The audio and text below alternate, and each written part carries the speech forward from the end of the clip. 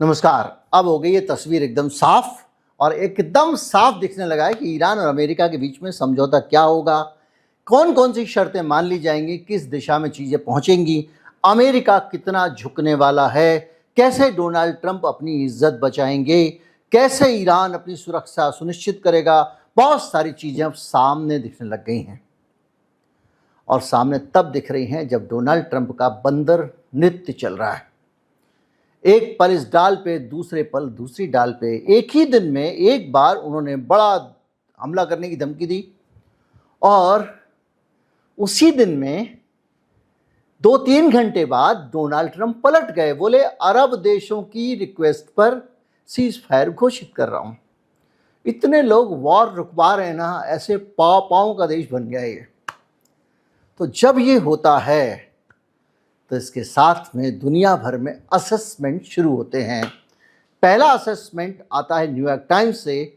मैं अपना असेसमेंट आपको बाद में दूंगा और वो ये कहता है कि डोनाल्ड ट्रंप बार बार हमला करने वाले होते हैं और अधिकारी उन्हें रोक देते हैं। ऐसा अधिकारियों ने न्यूयॉर्क टाइम्स को बताया है। उनका कहना ये है कि सिचुएशन ऐसी है कि हम अभी ईरान का कुछ बिगाड़ने की हालत में नहीं हैं और उनको लगता है कि ईरान झुक जाएगा, तो ये गलत फहमी है। अधिकारी कह रहे हैं कि 13,000 टारगेट्स पर हमले किए, न्यूक्लियर स्टॉक पाइल पे कुछ छू नहीं पाए हैं और नौसेना की तबाही और शीर्ष कमांडरों की हत्या के बावजूद अमेरिका उस चीज़ को खत्म नहीं कर पाया जिसके नाम पर इसने युद्ध शुरू किया था। मतलब आज भी हारी हालत में हैं और यहीं पे अमेरिका की असली रणनीतिक समस्या शुरू होती है।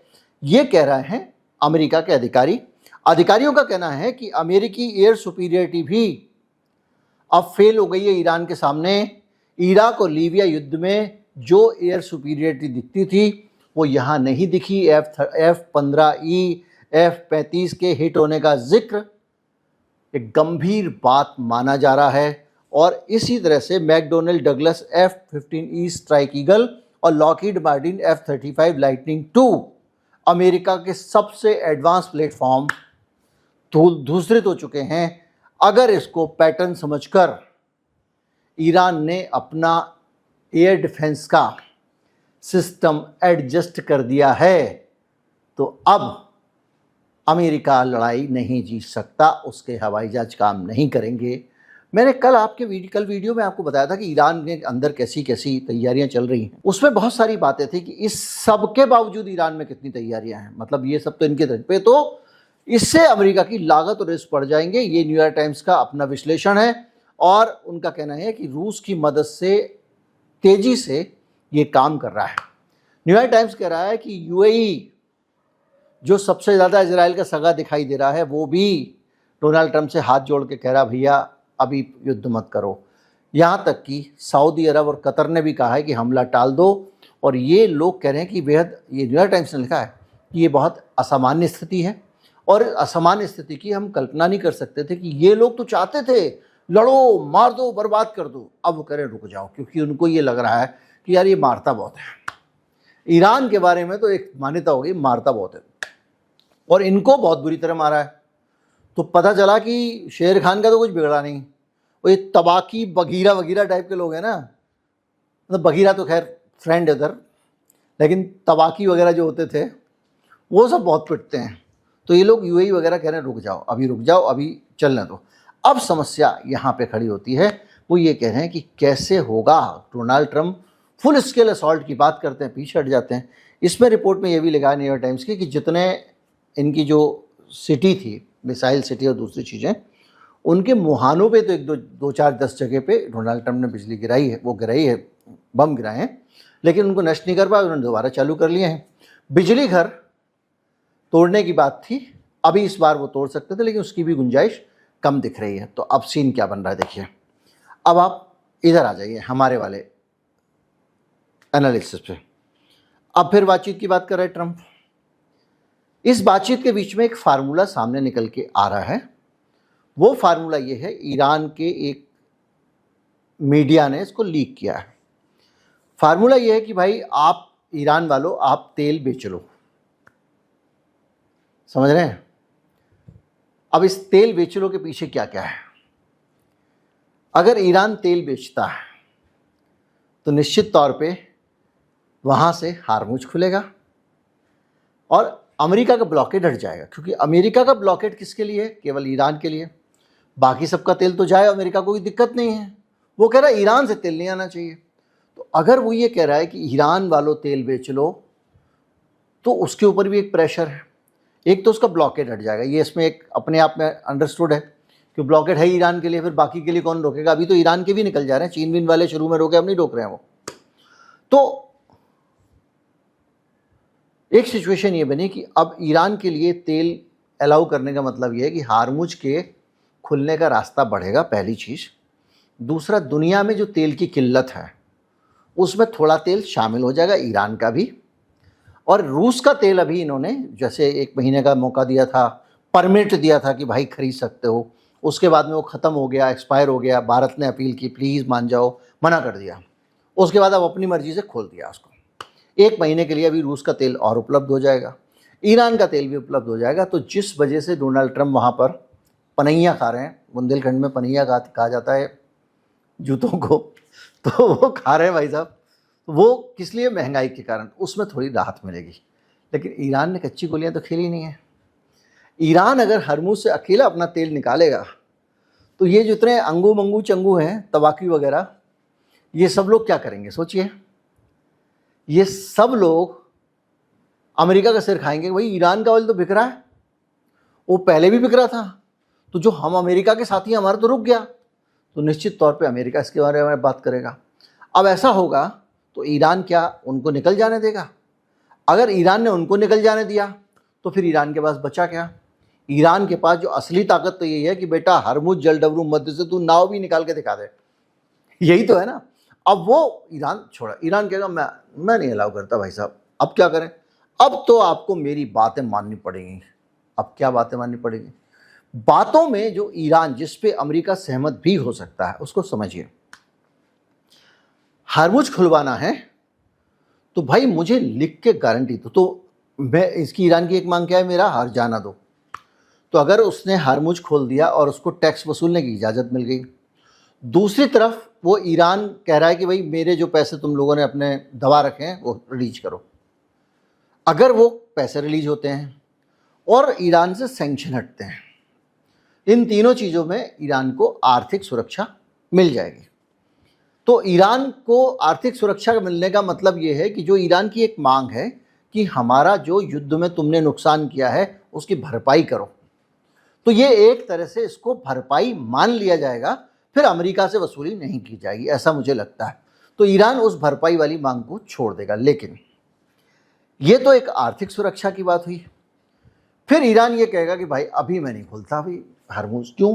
बोले मैं खोल दूंगा, मामला एटीज हो जाएगा, तुम्हारे ये जितने चंगू मंगू टाइप के लोग हैं, तुम्हारे यूएई, कतर वतर, बहरीन, इन लोग का धंधा वंदा चलने लग जाएगा, तो ये फिर शेयर होंगे।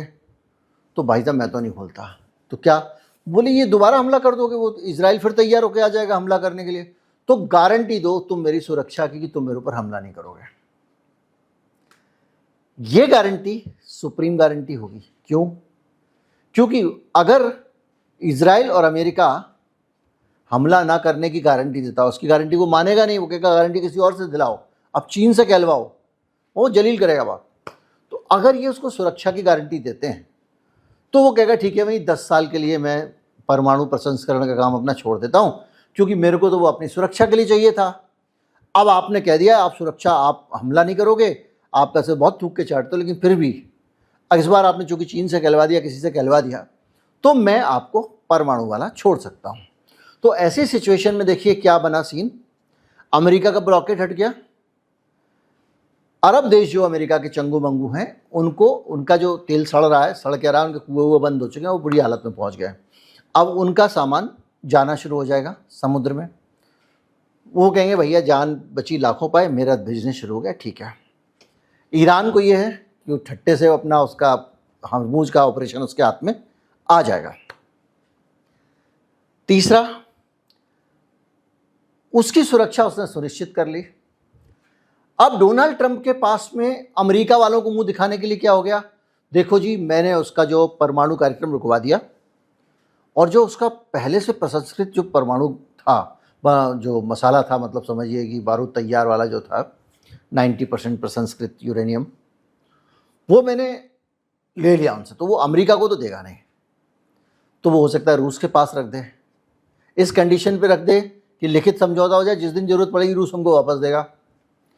तो अमेरिका में जाके वो कैसे कहेगा, देखा उसका परमाणु मैंने छीन लिया। तो जो सबसे बड़ा एक वो था कि रिजीम बदलना, रिजीम बदल नहीं पाएगा, क्योंकि सुरक्षा की गारंटी देगा तो रिजीम पक्की हो जाएगी।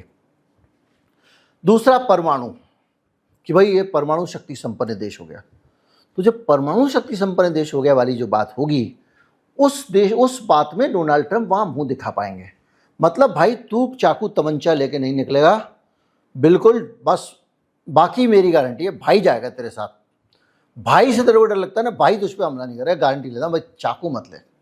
उस तरह से करके ये चाकू तमंचा जमा करा लेंगे उसका। तो इस तरह इनको दिखाने के लिए हो जाएगा कि भाई परमाणु वाला जो मामला है हमारा, अब वो सेट हो गया है ना। अब इसके बाद में जो है, जो चीज़ें मूल बातें क्या हैं, ईरान की सुरक्षा की गारंटी वो हो जाएगा, अमेरिका जो है वो हमला नहीं करेगा, इजराइल हमला नहीं करेगा, और प्रॉक्सीज की सुरक्षा की गारंटी वो भी हो जाएगी। तीसरा बचा हरमुज वाला, तो हरमुज भी खुल जाएगा, क्योंकि ईरान की सुरक्षा की गारंटी हो रही है, उसके बदले में ईरान को उसके युद्ध का हर्जाना भरने को मिल गया, क्योंकि उसको पैसे चाहिए ना, कहाँ से लाएगा। तो भाई आप जो है उसका पैसा रिलीज कर दोगे और उसके ऊपर सेंक्शन हटा लोगे, ब्लॉकेड आपका हट ही जाएगा, अपने आप हट जाएगा जब ईरान को तेल निकालोगे। तो ये जो टोटल जो बातचीत चल रही है वो इस लेवल पे पहुंच गई है कि जिसमें अमेरिका को जो मिलने वाला है वो ये मिलने वाला है, परमाणु वाला मामला, बदले में उसको सुरक्षा की गारंटी देनी पड़ेगी। अब इसमें इजराइल को क्या मिलने वाला है ये सोचने की बात है, क्योंकि अगर ये हमला समझौता हुआ सुरक्षा वाला, तो बोलेगा हूती पे भी नहीं डालोगे, हिजबुल्लाह पे भी नहीं डालोगे, और आप हमास पे भी कोई हमला नहीं करोगे, इसकी गारंटी देनी पड़ेगी। तो ये चीज़ जो है इस पे जाके वो बिल्कुल स्वीकार नहीं करेगा नेतन्याहू, क्योंकि नेतन्याहू की पूरी नौकरी इसी में चल रही है, जब तक टेंशन है तब तक कुर्सी है, तो वो इसको स्वीकार नहीं करेगा। तो वो जो पॉइंट है वहाँ पे जाके डोनाल्ड ट्रंप के ऊपर फिर से प्रेशर आ जाता है। जब प्रेशर आ जाता है तो डोनाल्ड ट्रंप फिर बार बार चिल्लाने लगता है। लेकिन जो अभी सिचुएशन है, इसमें अगर समझौता होना है तो वो समझौता यहीं के आसपास कहीं होगा कि भाई आप हमारा तेल निकल जाने दो, हमारे दोस्तों का तेल निकल जाने दो, आप अपना तेल भी बेचो, हम आपको रोकेंगे नहीं, आपके पैसे हमने दबा रखे हैं वो हम आपको लौटा देंगे, आगे के लिए भी हम आपके ऊपर हमला नहीं करेंगे, और आपको जो बाज़ार में माल बेचने पर हमने रोक लगा रखी है उस रोक को हम करवा देंगे। तो कुल मिला के जब आए थे उस सिचुएशन में एक चीज़ मिल जाएगी अमेरिका को, वो होगा आपका परमाणु वाली उसकी इच्छा पूरी हो जाएगी, और एक चीज़ मिल जाएगी ईरान को, और वो ये है कि उसको हार्मुज का कंट्रोल मिल जाएगा, जिसके ज़रिए वो पूरे मिडिल ईस्ट के उन देशों पे जो बहरीन है, यूएई है वगैरह वगैरह, उन सब को, चूँकि उसका मैनेजमेंट होगा तो वो एक हमेशा उनके ऊपर एक तलवार की धार पे रहेंगे कि भैया जब चाहेगा रोक देगा, बंद कर देगा। तो इस चक्कर में वो इनसे संबंध अच्छे रखेंगे। और अगर सुरक्षा की गारंटी दोगे तो सुरक्षा की गारंटी का तो ये हिस्सा है ही कि भाई जब तुम्हें सुरक्षा की गारंटी दे रहे हो तो इनकी और किससे रक्षा कर रहे हो, ले जाओ अपना ये सैनिक अड्डे वड्डे हटाओ। अच्छा, और ये अरब देश भी इस बात से खुश होंगे, क्योंकि एक तो फालतू का सरदर्द है, किसी काम आए नहीं वो सैनिक अड्डे, और वो सब इनके अपने पैसे से आए ना। अगर सऊदी में अड्डा है तो सऊदी के पैसे से, यूएई में है तो यूएई के पैसे से। तो अगर वो सामान पहले वाला तो टूट फूट गया सारा, अब नया सामान खरीद के और पैसे देने पड़ेंगे खरीदने के लिए, उससे भी बच जाएंगे। और इस वक्त इनकी सबकी माड़ी हालत चली रही है, आपको पता है यूएई कैसे सोने पे सोना बेच के अपनी जान बचा रहा है, अपना काम चला रहा है, तो ईरान के कोप से भी बच जाएगा। तो ये पूरी एक सिचुएशन लग रही है जो मेरी नज़र में मुझे लग रहा है जिस तरफ जाके समझौता रुक जाएगा, और ज़्यादा बड़ी बड़ी बातें जितनी ट्रंप कर रहे थे वो ख़त्म हो जाएंगी, ट्रंप की जान छूटेगी, वो जाके अपना क्यूबा में जाके खपेंगे, क्यूबा को परेशान करेंगे। क्यूबा अमेरिका का परंपरागत दुश्मन है, तो क्यूबा को कष्ट पहुंचा के अमेरिका वालों को शायद सुख दे पाएँ। लेकिन महंगाई, बेरोज़गारी, अफोर्डेबिलिटी क्राइसिस, इन सारी चीज़ों से अमेरिका को डोनाल्ड ट्रंप नहीं बचा पाएंगे। इसलिए इस ईरान युद्ध में एक चीज़ और ईरान को हासिल होगी, डोनाल्ड ट्रंप की पावर चली जाएगी, वॉर पावर तो बिल्कुल ही चली जाएगी। और सबसे बड़ी बात, अगर थोड़ा सा बैकग्राउंड में जाएं तो चीज़ें वापस उसी जगह पहुंच रही हैं जहां पे ओबामा समझौता करके गया था। न्यूक्लियर वाले मामले पे ओबामा ने ये भरोसा किया, इन्होंने फतवा दिया हुआ है तो ये नहीं बनाएंगे, और वो नहीं बना रहे थे। अब ये फतवे की भरोसा करने के बजाय गारंटी ले लेगा, सिर्फ इतना फर्क पड़ेगा। उम्मीद करता हूँ पूरा एनालिसिस आपको एकदम सरलता से समझ में आ गया होगा। आ गया हो तो ज़्यादा से ज़्यादा लोगों तक पहुँचाएं, चैनल को सब्सक्राइब कर लें। नमस्कार, जय हिंद।